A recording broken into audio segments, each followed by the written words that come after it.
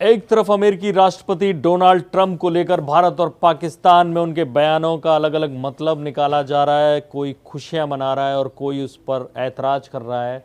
दूसरी तरफ खुद डोनाल्ड ट्रंप मुश्किलों में फंस गए हैं, बहुत बड़ी मुश्किल में फंस गए हैं जो आसानी से हल होने वाली नहीं। उनके खिलाफ अपने ही देश में महाभियोग लाया गया है।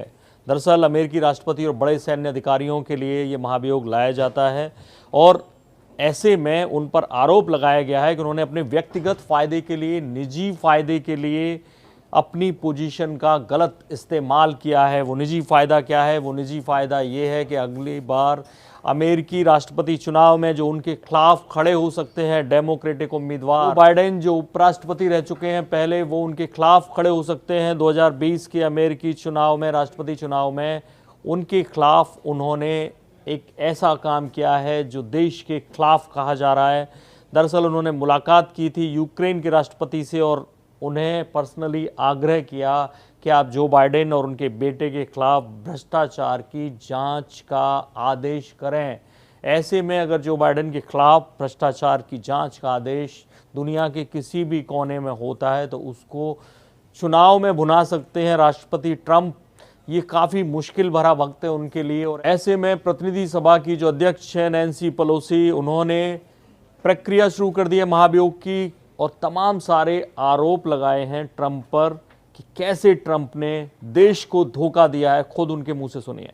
The actions of the Trump presidency revealed dishonorable fact of the president's betrayal of his oath of office, betrayal of our national security, and betrayal of the integrity of our elections.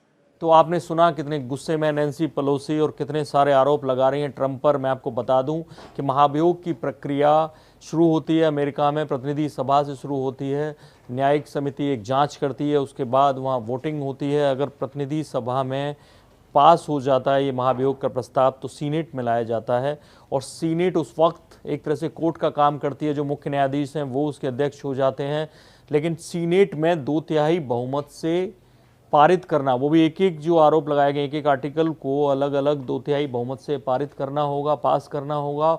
और ऐसे में जो democratic party है उसके लिए काफ़ी करना मुश्किल होगा। और मुश्किल इसलिए होगा कि कम से कम उन्होंने 20 जो रिपब्लिकन सांसद हैं वो तोड़ने पड़ेंगे, तो काफ़ी मुश्किल है। लेकिन अगर उनकी पार्टी में से ही कुछ लोगों ने ट्रंप के खिलाफ वोट किया तो ट्रंप के लिए वाकई में मुश्किल हो सकती है। और खाली इस बार के राष्ट्रपति पद के लिए नहीं, अगले चुनावों में उनके लिए काफ़ी मुश्किल हो सकती है। इधर ट्रंप का जवाब आया कि उन्होंने मुलाकात जरूर की थी, बात जरूर की थी, लेकिन जो दावा किया जा रहा है कि उन्होंने जो बाइडेन के खिलाफ भ्रष्टाचार की जांच का आदेश देने का आग्रह किया था वैसा नहीं है। लेकिन किसी भी राष्ट्रपति के खिलाफ महाभियोग का प्रस्ताव आना ही, वो आरोप और केस शुरू होना ही उनके लिए काफ़ी दिक्कत भरा होता है, क्योंकि इससे पूरे अमेरिका में ये मैसेज जाता है कि ये बंदा कहीं ना कहीं देश के खिलाफ जाने की साजिश रच रहा था। ऐसे में ट्रंप निर्दोष साबित होते हैं या उनके खिलाफ महाभियोग अंजाम तक पहुंचता है। हम इस पर नज़र बनाए रखेंगे। देखते रहिए इंडिया न्यूज़, सब्सक्राइब करें इन खबर। थैंक यू, नमस्कार। इन खबर चैनल को सब्सक्राइब करें और बेल आइकन दबाना ना भूलें।